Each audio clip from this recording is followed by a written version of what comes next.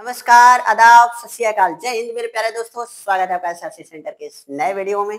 जैसे कि बच्चों का कहना है कि सर हमें जरूरत है त्रिकोणमिति का, और कहीं ना कहीं जो ऑफलाइन वाले बच्चे हैं, ऑनलाइन वाले बच्चे हैं लोग, उन लोग का कहना है कि सर सबसे ज्यादा मुझे डर लगता है त्रिकोणमिति का। तो आइए आज बिना एकदम बेहिचक आपको ऐसे समझाया जाएगा कि डर ही डर से खत्म हो जाए। समझ रहे हैं? तो सबसे पहले मैं छोटा मोटा लेके चलूंगा, त्रिकोणमिति का निर्माण कैसे हुआ, क्या है, यही सब इसके लिए अगले वीडियो का इंतजार कीजिएगा, क्योंकि मैं पूरा लेकर आऊंगा। लेकिन आज त्रिकोणमिति का थोड़ा से ना बेस में आपको समझाने की कोशिश कर रहा हूँ, क्योंकि त्रिकोणमिति का परिभाषा नहीं पेपर में पूछेगा आपसे, ये पूछेगा ना कि साइन थीटा क्या होता है, कॉस थीटा क्या होता है, सिद्ध करने के लिए होता है। तो अगर आपको बेस से अगर उसका निर्माण कहाँ से हुआ है, कैसे हुआ है, किस शब्द से लिया गया है, तो उसके लिए नेक्स्ट वीडियो का इंतजार कीजिए। इसमें बस हम अवधारणाएं समझाने वाले हैं कि क्या होता है त्रिकोणमिति। समझ रहे हैं? तो अगर हम बात कर दे रहे हैं त्रिकोणमिति, त्रिकोणमिति, समझ रहे हैं? त्रिकोणमिति यह ऐसा शब्द है ना, इसका मतलब हम थोड़ा सा आपको समझाने की कोशिश करेंगे। त्रि मतलब होता है तीन, त्रि मतलब कितना होता है? तीन। और कोण का मतलब होता है दो रेखाओं के झुकाव बिंदु को हम कोण कहते हैं। ध्यान दीजिएगा, कोण का परिभाषा की जाएगा कि दो रेखाओं के झुकाव बिंदु को हम क्या कहेंगे? कोण कहेंगे। तो मतलब दो रेखा के झुकाव को कोण कहते हैं। समझ रहे हैं? दो रेखाओं के झुकाव को क्या कहते हैं? कोण कहते हैं। और मिति का मतलब होता है मापन। मिति का मतलब होता है मापना, अर्थात तीन कोणों को आप कहेंगे सर जी यहाँ तो दो रेखा लिखे, हम रेखा की बात किए, कोण की बात नहीं की है। बस कोण बताए हैं कि दो रेखाओं के झुकाव बिंदु को, अगर एक रेखा इधर से आ रही है, एक रेखा इधर से आ रही है, तो इन दोनों के मध्य एक झुकाव है कि नहीं है? समझ रहे हैं? तो इसी को हम क्या कहेंगे? कोण कहेंगे। तो दो रेखाओं के झुकाव बिंदु को हम कोण कहते हैं। तो इसमें ध्यान देना है, त्रिकोणमिति, त्रि मतलब तीन, कोण का मतलब होता है कोण, और मापन का मतलब मापन। तीन कोणों को मापने वाले भाग ही त्रिकोणमिति कहलाते। समझ गए? इसमें हमेशा याद रखिएगा कि त्रिकोणमिति में जो त्रिभुज बनेगा वह सदैव समकोण बनेगा। क्या बनेगा? समकोण बनेगा। इसलिए मैं आपको समकोण त्रिभुज लेने की यहाँ पे समझाने की कोशिश करूंगा। त्रिकोणमिति में समकोण त्रिभुज लेकर हल करने की चेष्टा किया जाएगा, क्योंकि ये जरूरी है। माय डियर स्टूडेंट, सबसे पहले हमको समझना होगा कि अगर मान लीजिए हम इसको ए ले रहे हैं, इसको बी ले रहे हैं और इसको सी ले रहे हैं, ए बी और सी हो जा रही है, तो नीचे वाली भुजा देखिएगा, अगर मान लीजिए हई वाला हमेशा तो 90 अंश का बनेगा। यहाँ पे इसमें कोई बेहिचक नहीं है। 90 अंश का कोण क्या होता है कि किसी रेखा पर सीधे लंबवत पड़ने वाला रेखा, जो कि जितना उसके बीच के मध्य के बीच झुकाव होता है, उसी को हम क्या बोलते हैं? 90 अंश बोलते हैं। तो यह तो हमेशा 90 अंश का बनेगा। यहाँ पर थीटा की बात कर दे रहे हैं, एक झुकाव यहाँ पर दिखाई दे रहा है तो ये थीटा मान लिए हैं, एक झुकाव यहाँ पर दिखाई दे रहा है, इसको भी हम क्या मान लिए? थीटा मान लिए। तो सबसे पहले इस झुकाव के विषय में देखिएगा, बाद में इस झुकाव के विषय में समझाने की हम कोशिश करेंगे। तो देखिएगा, अगर जहां पे झुकाव होगा, एक त्रिभुज और हम ले रहा हूं, यहाँ पर एक त्रिभुज और ले रहा हूं, कहीं ना कहीं एक त्रिभुज से और अच्छा रहेगा। ए भी हम इसको मान ले रहे हैं डी, इसको मान ले रहे हैं ई, और इसको मान ले रहे हैं एफ। समझ रहे हैं? अगर एक झुकाव यहाँ पे हम थीटा माने हैं, अगर इसी को हम यहाँ पे मान ले रहे हैं थीटा को, तो क्या बनेगा? दिमाग को बस प्लीज माय डियर स्टूडेंट, मैं आप लोगों के सामने हाथ जोड़ रहा हूं कि थोड़ा सी दिमाग अस्थायी कीजिए और सोचिए कि त्रिकोणमिति को हार्ड नहीं, आसान करके समझना है। तो वीडियो के अंत तक बने रहेंगे, तभी मैं समझाने में सक्षम रह सकता हूं। आए तुरंत चले जाएं, तो इससे कोई किसी को जज नहीं कर सकता है कि ये पढ़ा सकते हैं कि नहीं पढ़ा सकते हैं। आप रिकॉर्ड उठा के देख लीजिएगा, हर साल का जितने भी टॉपर होते हैं, इस साल तो 10वां रैंक जिला में भी आ गया है, तो आप जरूर जाके देख लीजिएगा, आपको ट्रस्ट होगा, जरूर होगा, क्योंकि 99 नंबर आया था और यही से बच्चे 100 में 100 भी लाए। समझ रहे हैं? तो आई रिक्वेस्ट यू लास्ट तक बने रहिए। अगर नहीं समझ में आएगा तो कमेंट सेक्शन में जरूर जवाब दीजिएगा कि आप सही नहीं पढ़ा पा रहे हैं, लेकिन अभी रुके रहिए। समझ रहे हैं? तो आइए, अगर हम कहें कि थीटा यहाँ पे बन जा रहा है, तो थीटा के सामने वाली भुजा क्या बोले हैं? थीटा के ठीक सामने वाली भुजा को हम बोलते हैं लंब। थीटा के ठीक सामने वाली भुजा क्या कहलाती है? लंब कहलाती है। और थीटा जिस रेखा पर बनती है ना, उसको हम इसको मतलब उसको हम क्या कहते हैं? आधार कहते हैं। क्या कहते हैं? आधार कहते हैं। ये बातें समझ में आ रही है कि नहीं आ रही है? और इसमें जो सबसे बड़ी भुजा होती है, उस बड़ी भुजा को हम कर्ण कहते हैं। क्या कहते हैं? कर्ण कहते हैं। समझ रहे हैं? आप बताइए, थीटा जब यहां पे बना है तो थीटा के सामने वाली भुजा क्या कहलाएगी? लंब कहलाएगी। इसका मतलब लंब ये क्या हो जाएगा? तो ये वाला भुजा क्या हो जाएगा? लंब हो जाएगा। यहां से लेकर यहां तक की भुजा क्या कहलाएंगे? लंब। हम बोले हैं कि थीटा जिस भुजा पर बनेगी उस भुजा को हम क्या मानेंगे? आधार मानेंगे। क्या मानेंगे? आधार। समझ रहे हैं? नेक्स्ट अगर हम बात करते हैं तो इसके बीच यानी कि जो सबसे बड़ी भुजा रहती है उसको हम कर्ण मानते हैं। तो कर्ण भुजा क्या हो जाएगी? ए हो जाएगी। बस आप यहाँ पे निष्कर्ष निकाल सकते हैं कि सर जहां थीटा बन रहा था उसके सामने वाली भुजा लंब कहला रही थी, तो ये वाली लंब हो गई है। अगर यही थीटा ऊपर से ही बना है तो इसके सामने वाली भुजा क्या कहला रही है? लंब कहला रही है। और थीटा जिस भुजा पे बना है उसको हम क्या माने हैं? आधार माने हैं। तो देखिए इस भुजा पे बना है कि नहीं बना है, तो इसलिए हम इसको क्या मान लिए? आधार। अब यहाँ पे देखिए इस भुजा पे बना है कि नहीं बना है? इस वाले भुजा पर, इसलिए हम इसको क्या मान लिए? आधार मान लिए हैं। ये बातें यहाँ तक एकदम कंफर्म हो गई होंगी कि कब लंब मानेंगे, कौन लंब बनेगा और कौन आधार बनेगा। इसी तरह से अगर हम बात कर दे रहे हैं तो इसमें कह सकते हैं कि हमारे महान गणितज्ञों ने इसमें पाइथागोरस प्रमेय आया था। तो पाइथागोरस प्रमेय की अगर हम बात कर दे रहे हैं, सुनिएगा, पाइथागोरस प्रमेय की अगर हम बात कर दे रहे हैं तो सबसे पहले लिख रहे हैं पाइथागोरस प्रमेय। पाइथागोरस प्रमेय। पाइथागोरस प्रमेय। अब पाइथागोरस प्रमेय का सूत्र क्या हो जाएगा? इसका भी तो कोई ना कोई सूत्र होगा, चाहे इसका भी तो कोई ना कोई अवधारणाएं होंगी। तो हम कह सकते हैं हाँ, इन्होंने पाइथागोरस ने समकोण त्रिभुज पर आधारित 3 सूत्रों का निर्माण किया। समकोण त्रिभुज पर आधारित 3 सूत्रों का निर्माण किया। इसमें एक ही सूत्र है लेकिन उसको 3 तरीके से हम समझ सकते हैं। उन्होंने बताया था कि जो कर्ण भुजा का स्क्वायर होता है, कर्ण भुजा का जो स्क्वायर होता है, समझ रहे हैं, कर्ण भुजा का जो स्क्वायर होता है वह आधार भुजा प्लस का, आधार भुजा का स्क्वायर प्लस का लंब भुजा के स्क्वायर के क्या होते हैं? लंब भुजा के स्क्वायर के बराबर होते हैं। अर्थात समकोण त्रिभुज का जो कर्ण का मान होता है शेष 2 भुजाओं के वर्गों के योग के बराबर होता है। किसने बताया था? पाइथागोरस ने बताया था। तो आप बताइए, अगर हम कर्ण भुजा का स्क्वायर कर रहे हैं तो कर्ण भुजा का स्क्वायर प्लस लंब भुजा का स्क्वायर हो जा रहा है। तो अगर हम आधार भुजा का मान निकालना चाह रहे हैं, अगर हम आधार भुजा का मान निकालना चाह रहे हैं, आधार भुजा का स्क्वायर बराबर, तो क्या सूत्र भर सकते हैं? अगर हम आधार भुजा का स्क्वायर का मान निकालना चाह रहे हैं तो बड़ी भुजा तो क्या है? कर्ण है ना, तो आधार को यहीं पे हम छोड़ देंगे तो ये प्लस में इधर आएगा तो क्या हो जाएगा? माइनस में हो जाएगा। इसका मतलब हम क्या लिख सकते हैं? कर्ण भुजा का स्क्वायर माइनस का लंब भुजा का स्क्वायर, लंब भुजा का स्क्वायर लिख सकते हैं। उसी तरह से अगर हम बात कर रहे हैं, माय डियर स्टूडेंट, कि अगर लंब भुजा का मान पूछ दे रहा है, लंब भुजा का स्क्वायर की बात कर दे रहा है, तो इसके लिए क्या सूत्र भर सकते हैं? बिल्कुल आप जो सोच रहे हैं वही होगा कि कर्ण भुजा का स्क्वायर माइनस का आधार भुजा का स्क्वायर। तो क्या हो जाएगा? कर्ण भुजा का स्क्वायर माइनस का आधार भुजा का स्क्वायर। समझ रहे हैं? ये 3 है। उन्होंने एक ही परिभाषा, एक ही सूत्र का निर्माण किया था, लेकिन अन्य तीसरा सूत्र हम लोग ऐसे करके निकाल सकते हैं।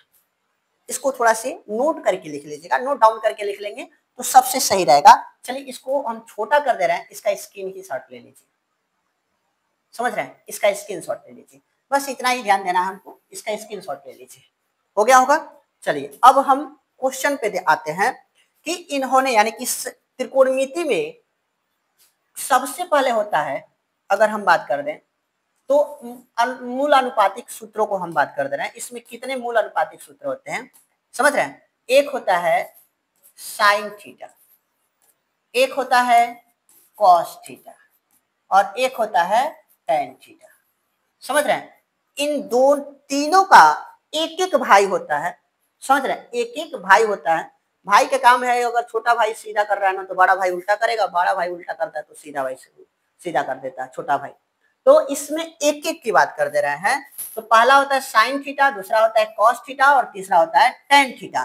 तो साइन थीटा का एक भाई होता है जिसको बोलते हैं कॉसेक थीटा, कॉसेक थीटा।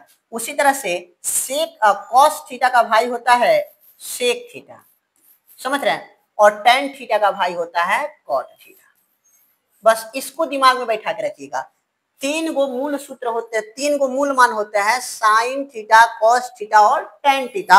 अन्य में साइन का उल्टा हो जाएगा कॉसेक, कॉस का उल्टा हो जाएगा सेक और टेन का उल्टा हो जाएगा काट।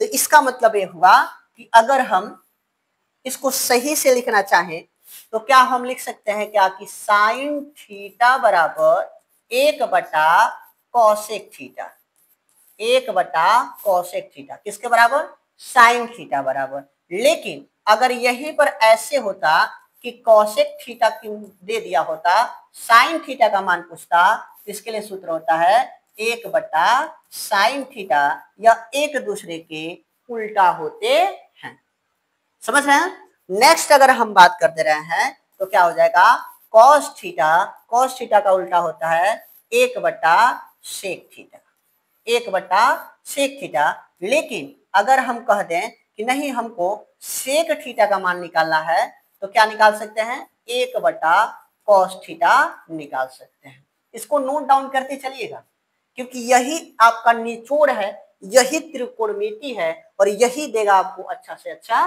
रिस्पांस। आइए उसके बाद से आता है आपका टेन थीटा। तो टेन थीटा का उल्टा होता है 1/cot थीटा, 1/cot थीटा। लेकिन अगर cot थीटा की बात कर दें तो क्या लिख सकते हैं, 1/tan थीटा, 1/tan थीटा हम लिख सकते हैं। चलिए तो अगर हम बात कर दे रहे हैं, इसका भी स्क्रीनशॉट ले लीजिएगा क्योंकि इसका भी कहीं ना कहीं स्क्रीनशॉट जरूरी है, समझ रहे हैं ना। जैसे है एकदम सेम सेम ऐसे ही लिखिएगा। आइए अगर नेक्स्ट पेज की अगर हम बात कर दे रहे हैं, एक त्रिभुज हम ले लिए हैं, एक त्रिभुज हम, एक मिनट ले लीजिए, और एक त्रिभुज हम ले लिए हैं, समझ गए। इस त्रिभुज में हम कह रहे हैं कि ए का मान दे दिया है, बी का मान दे दिया है, सी का मान दे दिया है। तो चलिए बताइए, थीटा यहाँ पर बना है, थीटा यहाँ पर बना है, इसके सामने वाली भुजा, इसके सामने वाली भुजा क्या कहलाएंगी, लंब, और जिस पे रहेगा इसके नीचे वाली भुजा आधार।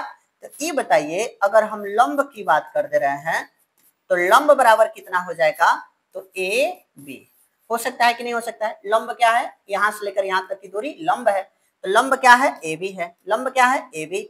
उसी तरह से अगर हम आधार की बात कर दे रहे हैं, किसका बात कर दे रहे हैं, आधार का, तो आधार कितना है आपका, यही तो दूरी है, तो क्या हो जाएगा, बी सी हो जाएगा, समझ रहे हैं। लंब आधार। अब किसकी बात कर देंगे, अगर हम अन्य बात कर देंगे तो लंब हो गया, कर्ण की बात कर दें, किसका बात कर दे रहे हैं, कर्ण की बात कर दे रहे हैं। तो कर्ण बराबर बहुत देखिए पीछे कोई है क्या,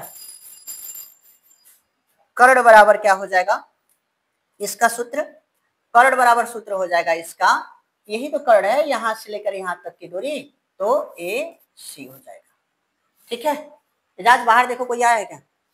नेक्स्ट अगर इस पे हम ध्यान दें तो अगर हम साइन थीटा की बात करते हैं, क्या बात कर रहे हैं, साइन थीटा, ठीक है। अगर इसी तरह से एक और सूत्र होता है, इसमें लाल बट्टा कक्का होता है, लाल बट्टा कक्का। इस बात को याद रखिएगा, पहले लाल होता है, उसके बाद से कक्का होता है, तो लाल बटा कक्का। तो चलिए पहले लाल बटा कक्का के विषय में बताते हैं। लाल बटा कक्का, समझ रहे हैं?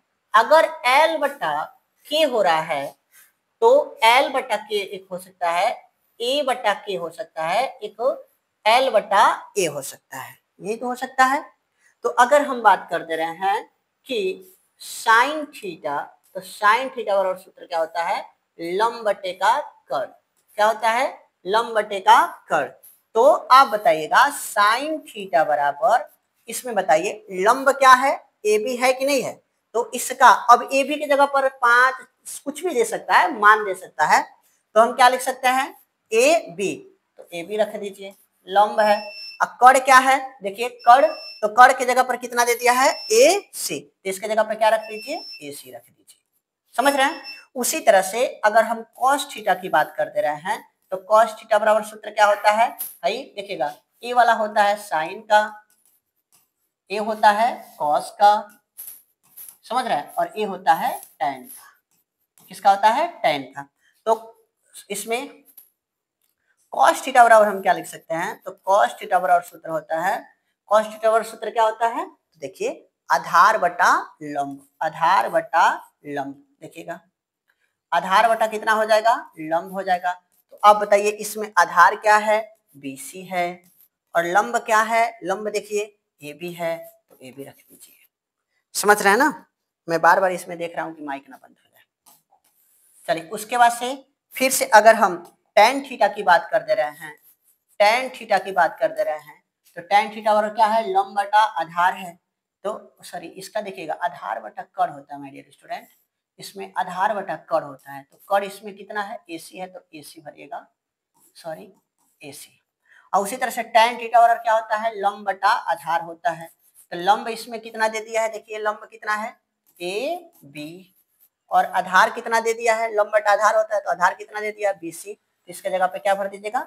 BC भर दीजिएगा। चलिए इसका भी स्क्रीनशॉट ले लीजिए, फटाक दे इसका भी स्क्रीनशॉट। चलिए मैं छोटा कर दे रहा हूँ इसको कि आसानी से स्क्रीनशॉट लिया जा सके।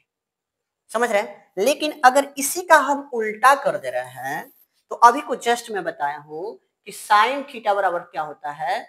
साइन थीटा बराबर होता है 1 बटा कोसेक थीटा, होता है ना जी, कोसेक थीटा।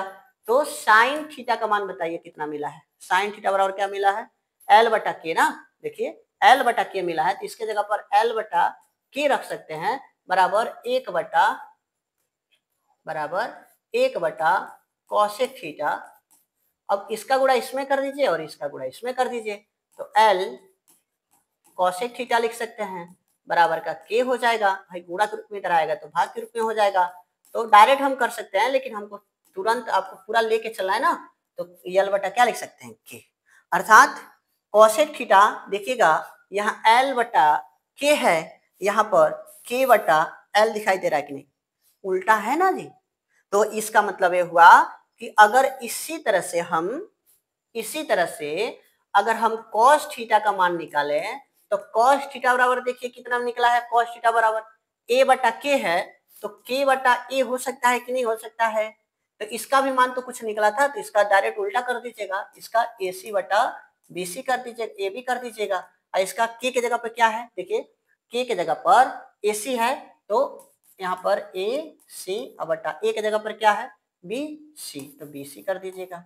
समझ रहे हैं? उसी तरह से अगर tan थीटा की बात करते हैं, सॉरी cot थीटा ना, यहाँ तो sec थीटा का मान निकाला था, सॉरी यहाँ sec थीटा। समझ रहे हैं? उसी तरह से यहाँ पे किसका मान निकालेंगे? cot theta. तो cot थीटा बराबर सूत्र क्या होता है? cot थीटा बराबर इसका उल्टा हो जाएगा, तो a बटा l हो जाएगा, a बटा l हो जाएगा। तो l की जगह पर AB है, तो नीचे AB रख दीजिए, और a की जगह पर क्या है? a की जगह पर यहाँ a की जगह पर क्या है? BC है, तो BC रख दीजिए। चलेगा? ज्यादा नहीं, अभी तो शुरुआत है, क्योंकि अगर ज्यादा लेके चलेंगे तो वीडियो लॉन्ग हो जाएगा, तो थोड़ा सी दिक्कत होगा आपको करने में। अभी तो मैं इस पे सवाल नहीं बताऊंगा, बस फंडामेंटल बताऊंगा। अगला वीडियो में मैं आपको बेहतर से बेहतर किया जाएगा कि आपको किसी तरह से सवाल समझ में आए। सवाल आपको किसी भी हाल में समझना होगा। माय डियर, अगर वीडियो पसंद आए तो प्लीज वीडियो को लाइक करें, चैनल पर नया है तो सब्सक्राइब कर दें। बेल आइकन को ऑल पे प्रेस कर दे, अपने दोस्तों के साथ शेयर करना ना भूले। मिलते हैं नेक्स्ट वीडियो में, तब तक के लिए जय हिंद, वंदे मातरम।